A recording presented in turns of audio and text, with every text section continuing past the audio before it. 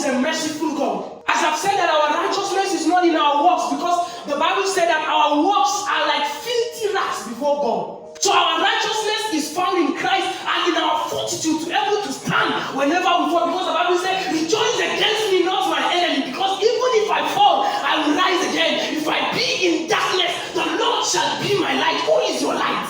If you look up to Jesus, whenever you fall, He will be your light. For the Bible says His mercy are fresh each morning.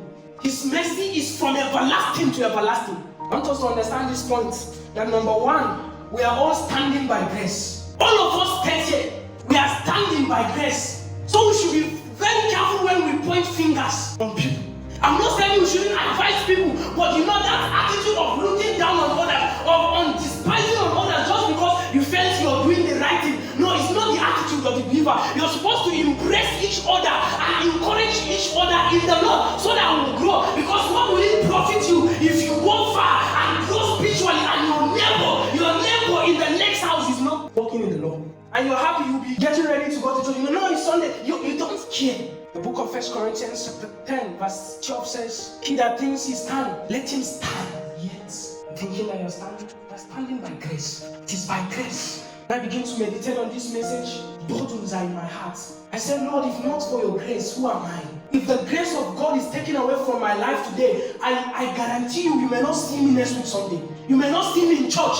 Because why? We are all standing by grace. Even our salvation is by grace. The Bible says, for it is by grace ye are saved, not by works, so that no one will boast. No one will boast. And the second point I want us to look at is do not judge. Do not judge. Speaking harsh of others, speaking evil of others, that's judgmental. Condemning people. How many of us that know that a wounded soldier is still a soldier? Do you know that a wounded soldier is still a soldier? But the fact that he is wounded does not mean that they will pursue him from the barrack and say, no, today, that it is the same in Christ. When the fact that someone falls does not mean that that is his end, because you don't know what God might do in his life. We have heard stories of people. So I want us to have the habit that we see each other as fellow soldiers in Christ. The habit of censorious, sharp, and unjust criticism should not be mentioned among us. Because humanly speaking, there are sometimes that you have the tendency to have spiritual pride. Remember the Pharisees in the Bible? He's praying. He said, Lord, me, I'm not like the other person. There are sometimes when the Lord is helping you by grace, you're able to do one or two. You begin to see others as if their Christianity is not genuine. You begin to see others as if they are the sinners in the church. Be careful, because the Bible says, if you think you stand, take heed. Spiritual pride. You begin to boast. No, we are the ones in the church. If we are not in the church, who will be there? Who are the people that will be there?